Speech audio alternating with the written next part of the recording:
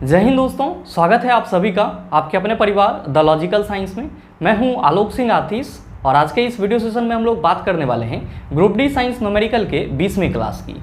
जी हाँ दोस्तों, इससे पीछे के वीडियो सेशन में हम लोगों ने ग्रुप डी साइंस न्यूमेरिकल का 19वां क्लास देखा था, जहाँ पे हम लोगों ने प्रकाश के परावर्तन से संबंधित कुछ बेसिक और इंपॉर्टेंट कंसेप्ट को समझा था, साथ ही उससे संबंधित न्यूमेरिकल प्रॉब्लम करा था। दोस्तों आज के इस वीडियो सेशन में भी हम लोग प्रकाश के परावर्तन से संबंधित ही कुछ और न्यूमेरिकल प्रश्न करेंगे जो आपके एग्जाम के लिए बहुत ही उपयोगी है। और ध्यान में रखिएगा कि प्रकाश के परावर्तन पे ये आपका अंतिम बार होगा, क्योंकि मेरे समझ से फिलहाल ग्रुप डी एग्जाम के लिए आपको प्रकाश के परावर्तन से संबंधित और ज़्यादा न्यूमेरिकल क्वेश्चन करने की कोई ज़रूरत नहीं है। साथ ही आपकी जानकारी के लिए बताना चाहूँगा कि आज के इस सेशन का जो भी क्वेश्चन है उसका PDF आपको कहाँ मिलेगा, ये हमारे टेलीग्राम ग्रुप से मिल जाएगा, जिसका लिंक मैंने नीचे डिस्क्रिप्शन में डाल दिया है, आप वहाँ से जाकर के ले सकते हैं। बहरहाल आइए अपने सेशन की शुरुआत करते हैं और चलते हैं पहले क्वेश्चन की तरफ। आपका जो पहला क्वेश्चन है आज के इस सेशन का, क्वेश्चन नंबर 1, क्या पूछा जा रहा है आपसे पूछा जा रहा है कि वास्तविक प्रतिबिंब पाने के लिए एक वस्तु 20 सेंटीमीटर फोकस दूरी वाले अवतल दर्पण से 30 सेंटीमीटर की दूरी पर रखी हुई है।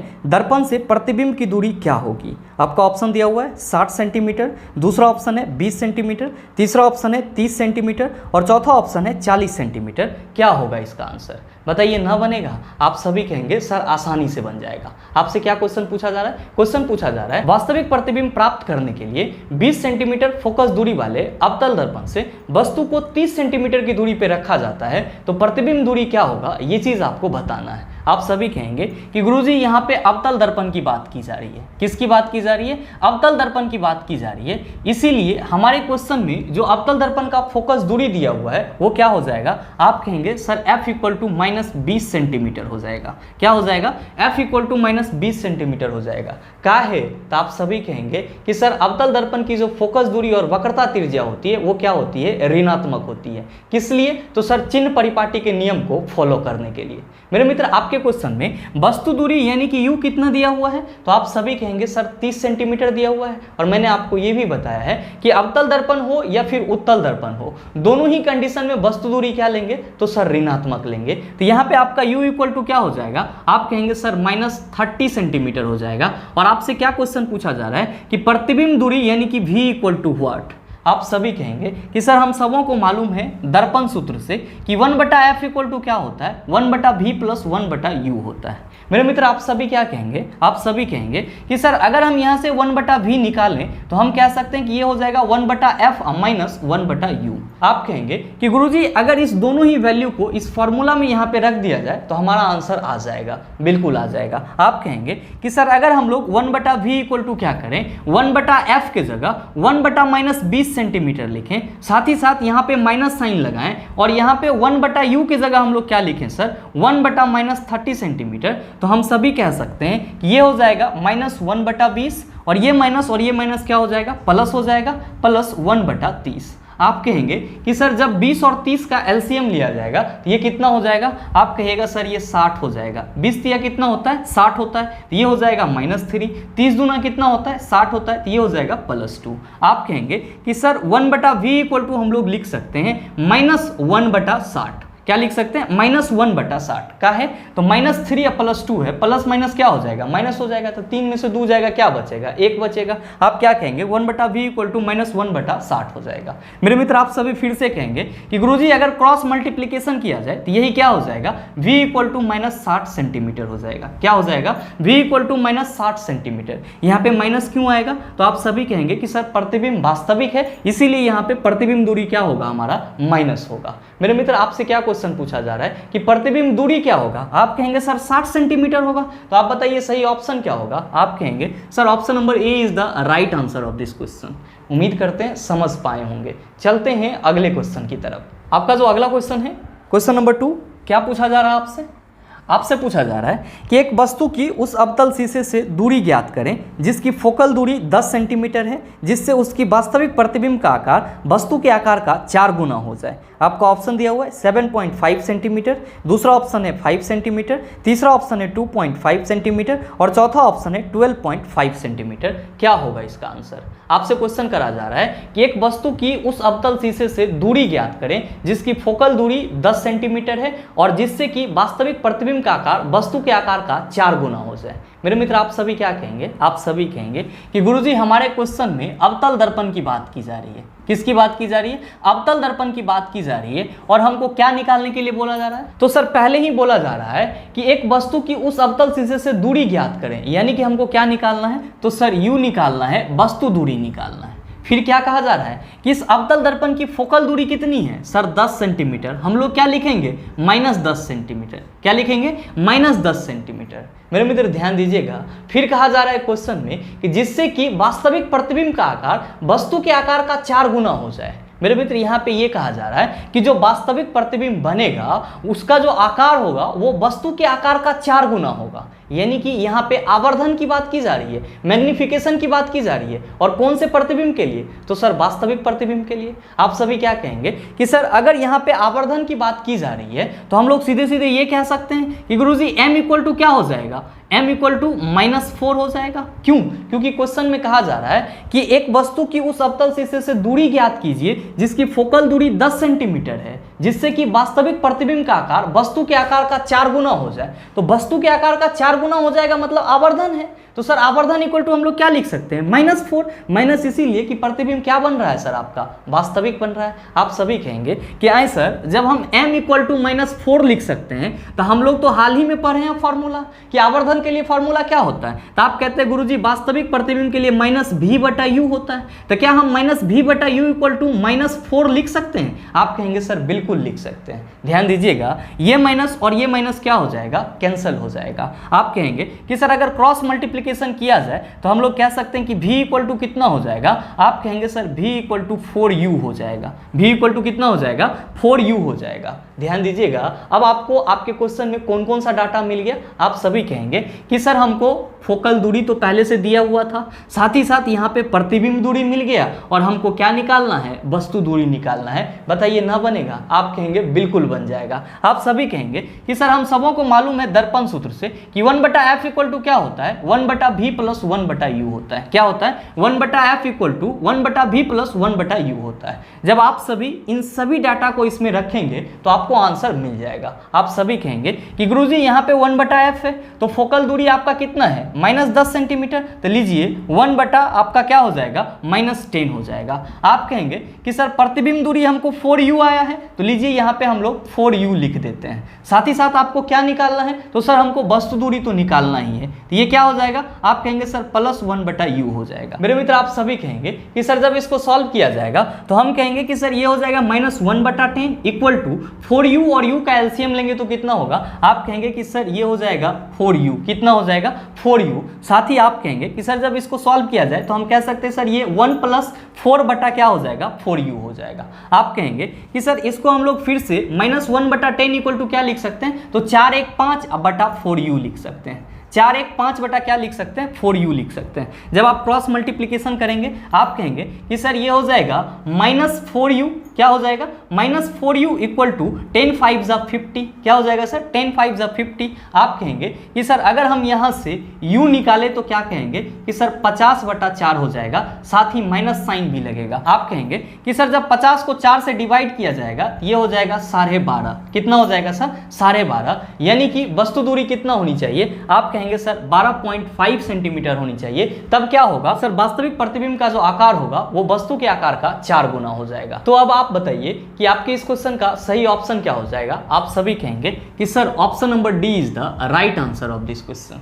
उम्मीद करते हैं समझ पाए होंगे। चलते हैं अगले क्वेश्चन की तरफ। आपका जो अगला क्वेश्चन है, क्वेश्चन नंबर 3, क्या पूछा जा रहा है आपसे? आपसे पूछा जा रहा है कि 1.2 सेंटीमीटर ऊंचाई की एक वस्तु दर्पण से 60 सेंटीमीटर की दूरी पर वास्तविक प्रतिबिंब पाने के लिए 20 सेंटीमीटर फॉक्सीकरण के एक अवतल दर्पण से 30 सेंटीमीटर पहले रखी हुई है। प्राप्त प्रतिबिंब की ऊंचाई क्या है? आपका ऑप्शन दिया हुआ है -2.4 सेंटीमीटर, दूसरा ऑप्शन है 1.2 सेंटीमीटर, तीसरा ऑप्शन है -3.6 सेंटीमीटर और चौथा ऑप्शन है 2.4 सेंटीमीटर। क्या होगा इसका आंसर? आप सभी कहेंगे कि सर ये इतना बड़ा क्वेश्चन है, बनेगा कैसे? मेरे मित्र बिल्कुल ही आसानी से बना सकते हैं। और मैंने आपको कई दफ़ा बताया है कि जब भी न्यूमेरिकल क्वेश्चन सॉल्व करें तो पहले जो क्वेश्चन में डाटा दिया हुआ है उसको आप लिख लें और फिर जो रिक्वायर्ड फार्मूला है उसको लगाएं, आपका आंसर आ जाएगा। हालांकि आपके क्वेश्चन में क्या सब डाटा दिया हुआ है आप सभी कहेंगे कि सर क्वेश्चन में कहा जा रहा है कि 1.2 सेंटीमीटर ऊंचाई की एक वस्तु दर्पण से 60 सेंटीमीटर की दूरी पर वास्तविक प्रतिबिंब पाने के लिए, यानी कि यहाँ पे वस्तु की ऊंचाई कितनी है 1.2 सेंटीमीटर है, प्रतिबिंब कितना दूरी पे बन रहा है तो सर 60 सेंटीमीटर की दूरी पे बन रहा है, जबकि आपका जो अवतल दर्पण है उसका फोकस दूरी कितना है तो सर 20 सेंटीमीटर है और वस्तु को कितना दूरी पे रखा जा रहा है 30 सेंटीमीटर की दूरी पे रखा जा रहा है। आपसे पूछा जा रहा है कि प्रतिबिंब की ऊंचाई क्या होगी। मेरे मित्र आप सभी कहेंगे कि सर क्वेश्चन के अनुसार हमारा जो डाटा है वो क्या सब है तो सर HO इक्वल टू है 1.2 सेंटीमीटर। ध्यान में रखिएगा HO को हम लोग फुल फॉर्म में क्या कहते हैं, हाइट ऑफ ऑब्जेक्ट कहते हैं और हिंदी में वस्तु की ऊंचाई कहते हैं। साथ ही आपके क्वेश्चन में प्रतिबिंब दूरी कितना दिया हुआ है तो सर प्रतिबिंब दूरी 60 सेंटीमीटर दिया हुआ है। ध्यान में रखिएगा प्रतिबिंब आपका वास्तविक बन रहा है, इसीलिए यहाँ पे V इक्वल टू क्या हो जाएगा -60 सेंटीमीटर हो जाएगा। साथ ही साथ आपके अवतल दर्पण की फोकस दूरी कितना है सर तो सर 20 सेंटीमीटर दिया हुआ है। चूंकि बात अवतल दर्पण की हो रही है, अवतल दर्पण की फोकस दूरी क्या होती है, ऋणात्मक होती है, इसीलिए आप क्या कहेंगे कि सर F इक्वल टू क्या हो जाएगा -20 सेंटीमीटर हो जाएगा। साथ ही साथ और क्या दिया हुआ है तो सर वस्तु दूरी भी दिया हुआ है, कितना सर 30 सेंटीमीटर। और हमेशा ध्यान में रखिएगा कि दर्पण अवतल हो या उत्तल हो, वस्तु दूरी दोनों ही कंडीशन में क्या होगा सर ऋणात्मक होगा। और आपसे क्वेश्चन क्या पूछा जा रहा है कि जो बनने वाली प्रतिबिंब है उसकी ऊंचाई क्या होगी, यानी कि हाइट ऑफ इमेज क्या होगा। मेरे मित्र मैंने आपको आवर्धन वाले टॉपिक में 2 फार्मूला बताया था। पहला फार्मूला बताया था कि अगर आपके क्वेश्चन में वस्तु दूरी और प्रतिबिंब दूरी दिया हुआ रहे तब आप आवर्धन के लिए कौन सा फार्मूला लगाएंगे, तो आप सभी कहेंगे कि सर तब हम लोग आवर्धन के लिए -V/U वाला फार्मूला लगाएंगे। V क्या है प्रतिबिंब दूरी और U क्या है सर वस्तु दूरी। साथ ही मैंने आपको यह भी बताया था कि अगर आपके क्वेश्चन में वस्तु की ऊंचाई और प्रतिबिंब की ऊंचाई दिया हुआ है तब आप लोग आवर्धन के लिए कौन सा फार्मूला लगाएंगे, तो आप कहेंगे sir M equal to HI/HO लगाएंगे। क्या लगाएंगे sir M equal to HI/HO। कब, जब हमारे क्वेश्चन में प्रतिबिंब की ऊंचाई और वस्तु की ऊंचाई दिया हुआ रहे तब। आप सभी कहेंगे कि सर अगर हमको क्वेश्चन से किसी भी तरह से यह मालूम चल जाए कि आवर्धन कितना है और हमको तो क्वेश्चन में हाइट ऑफ ऑब्जेक्ट दिया ही हुआ है, तो अगर आवर्धन और हाइट ऑफ ऑब्जेक्ट ये 2 चीज मालूम है तो हम हाइट ऑफ इमेज तो आसानी से निकाल सकते हैं। बिल्कुल सही सोच रहे हैं मेरे मित्र, ध्यान दीजिएगा। आप आवर्धन के लिए दूसरा फार्मूला भी पढ़ते हैं और क्या कहते हैं कि गुरुजी -V/U होता है। और ध्यान दीजिए आपके क्वेश्चन में प्रतिबिंब दूरी दिया हुआ है और वस्तु दूरी दिया हुआ है, यानी कि आप इस प्रतिबिंब दूरी और वस्तु दूरी से क्या कर सकते हैं तो सर इस फार्मूला के सहारे आवर्धन निकाल सकते हैं। आप सभी क्या कहेंगे, आप सभी कहेंगे कि सर अगर हम इस फार्मूला का यूज करें तो हम सभी कह सकते हैं कि सर ये हो जाएगा माइनस आपका प्रतिबिंब दूरी कितना है तो सर -60 सेंटीमीटर -60 अब बटा क्या हो जाएगा सर वस्तु दूरी है -30 सेंटीमीटर बटा हो जाएगा -30। आप कहेंगे कि गुरुजी ये माइनस और ये माइनस तो कैंसिल हो जाएगा, ये हो जाएगा 30 दूना 60, यानी कि आपका आवर्धन कितना आ गया, आप कहेंगे सर -2 आ गया। ध्यान दीजिएगा आपको आवर्धन मिल गया है, मैग्निफिकेशन मिल गया है, साथ ही साथ आपके क्वेश्चन में वस्तु की ऊंचाई दिया हुआ है, तो आप प्रतिबिंब की ऊंचाई ना निकाल लेंगे, आप कहेंगे सर बिल्कुल निकल जाएगा। आप कहेंगे कि सर अगर हम आवर्धन की जगह -2 रखें और साथ ही साथ HI तो हमको निकालना ही है और जो हमारा वस्तु की ऊंचाई है वो है 1.2 सेंटीमीटर, तो अगर हम इसको क्रॉस मल्टीप्लिकेशन करेंगे तो हम सीधे सीधे क्या कह सकते हैं, ये हो जाएगा 2 2 जा 4 और 1 2 जा 2, यानी कि 2.4 और ये माइनस साइन यहाँ पे लगा देंगे, यानी कि प्रतिबिंब की ऊंचाई कितना होगा, आप कहेंगे -2.4 सेंटीमीटर। कितना होगा -2.4 सेंटीमीटर। तो आप बताइए कि सही आंसर क्या हो जाएगा, आप कहेंगे sir option number A is the right answer of this question. उम्मीद करते हैं समझ पाए होंगे। चलते हैं अगले क्वेश्चन की तरफ। आपका जो अगला क्वेश्चन है क्वेश्चन नंबर 4, क्या पूछा जा रहा है, आपसे पूछा जा रहा है कि एक अवतल दर्पण के वक्रता केंद्र से जाने वाली किरण के लिए आपतित कोण होगा। आपका ऑप्शन दिया हुआ है 90 डिग्री, दूसरा ऑप्शन है 0 डिग्री, तीसरा ऑप्शन है 180 डिग्री और चौथा ऑप्शन है 60 डिग्री। क्या होगा इसका आंसर। आपसे क्वेश्चन पूछा जा रहा है कि एक अवतल दर्पण के वक्रता केंद्र से जाने वाली किरण के लिए आपतित कोण होगा। मेरे मित्र आप सभी कहेंगे कि सर अगर हम इस क्वेश्चन के लिए एक डायग्राम बनाएं तो हम कह सकते हैं कि ये हमारा क्या है, NM एक अवतल दर्पण है। तो जाहिर सी बात है यहाँ पे क्या होगा सर, इसका मुख्य अक्ष भी होगा और ये वाला पॉइंट क्या कहलाएगा, दर्पण का ध्रुव कहलाएगा। ये वाला पॉइंट तो सर दर्पण का मुख्य फोकस कहलाएगा और ये वाला पॉइंट क्या कहलाएगा, दर्पण का वक्रता केंद्र कहलाएगा। आपसे क्वेश्चन क्या करा जा रहा है, क्वेश्चन करा जा रहा है कि एक अवतल दर्पण के वक्रता केंद्र से जाने वाली किरण के लिए आपतित कोण होगा। ध्यान दीजिएगा, अगर कोई प्रकाश की किरण दर्पण के वक्रता केंद्र से होकर के कुछ इस तरह से जाएं तो आप सभी क्या कहेंगे कि सर कोई भी प्रकाश की किरणें अगर दर्पण के वक्रता केंद्र के अनुदिश होती है तो वो दर्पण पर क्या हो जाती है, आप सभी कहते हैं कि सर वो दर्पण पर लंब हो जाती है। क्या हो जाती है सर, दर्पण पर लंब हो जाती है। और जब भी कोई प्रकाश की किरणें किसी परावर्तक सतह पर लंबवत रूप से गिरती है तो वो क्या होती है सर, लंबवत रूप से ही परावर्तित भी हो जाती है। यानी कि इसका मतलब ये हुआ कि अगर ये प्रकाश की किरणें इस डायरेक्शन में जा रही है तो दर्पण से टकराने के बाद ये जो परावर्तित होगी वो भी क्या होगा सर, इसी डायरेक्शन में हो जाएगा। आप सभी क्या देख पा रहे होंगे, आप सभी देख पा रहे होंगे कि सर यहाँ पे ना तो आपतन कोण बन रहा है और ना ही परावर्तन कोण बन रहा है। और ऐसे आप सबों को मालूम होगा कि अगर कोई प्रकाश की किरणें लंबवत रूप से किसी परावर्तक सतह पर गिरती है तब वहां पे ना तो कोई आपतन कोण बनता है और ना ही परावर्तन कोण बनता है। तो आप ये कह सकते हैं कि गुरुजी यहाँ पे आपतन कोण और परावर्तन कोण दोनों का मान कितना हो जाएगा, आप कहेंगे कि सर 0 डिग्री हो जाएगा। तो आपसे जो क्वेश्चन पूछा जा रहा है उसका सही ऑप्शन क्या होगा, आप सभी कहेंगे sir option number B is the right answer of this question. उम्मीद करते हैं समझ पाए होंगे। चलते हैं अगले क्वेश्चन की तरफ। आपका जो अगला क्वेश्चन है, क्वेश्चन नंबर 5, क्या पूछा जा रहा है आपसे, आपसे पूछा जा रहा है कि 1.5 मीटर लंबे व्यक्ति को अपने संपूर्ण प्रतिबिंब देखने के लिए आवश्यक दर्पण की न्यूनतम लंबाई होगी। आपका ऑप्शन दिया हुआ है 3 मीटर, दूसरा ऑप्शन है 5 मीटर और तीसरा ऑप्शन है 0.75 मीटर और चौथा ऑप्शन है 4 मीटर। क्या होगा इसका आंसर। आपसे क्वेश्चन पूछा जा रहा है कि कोई 1.5 मीटर लंबा व्यक्ति है और उस 1.5 मीटर लंबे व्यक्ति का संपूर्ण प्रतिबिंब देखने के लिए जो आपका दर्पण का न्यूनतम लंबाई होगा वो कितना होगा। हमेशा ध्यान में रखिएगा कि किसी भी व्यक्ति या वस्तु के संपूर्ण प्रतिबिंब को देखने के लिए दर्पण की न्यूनतम लंबाई कितनी होनी चाहिए, तो सर व्यक्ति या वस्तु के लंबाई का आधी होनी चाहिए। हमेशा क्या ध्यान में रखेंगे कि किसी भी व्यक्ति या वस्तु के संपूर्ण प्रतिबिंब को देखने के लिए दर्पण की जो न्यूनतम लंबाई होगी वो कितनी होगी, आप सभी कहेंगे कि सर व्यक्ति या वस्तु के लंबाई का आधा होगा। आपसे क्वेश्चन क्या पूछा जा रहा है, क्वेश्चन पूछा जा रहा है कि 1.5 मीटर लंबे व्यक्ति को अपना संपूर्ण प्रतिबिंब देखना है तो दर्पण की न्यूनतम लंबाई कितनी होगी। आप सभी कहेंगे सर जो व्यक्ति या वस्तु की लंबाई है उसका आधा होगा। यानी कि हम लोग यहाँ पे सीधे सीधे कह सकते हैं कि गुरुजी ये 1.5 बटा क्या हो जाएगा, 2 हो जाएगा। यानी कि जब आप इसको सॉल्व करेंगे तो ये कितना आ जाएगा, आप कहेंगे सर 0.75 मीटर आ जाएगा। तो आप बताइए कि सही आंसर क्या होगा। आप सभी कहेंगे sir option number C is the right answer of this question.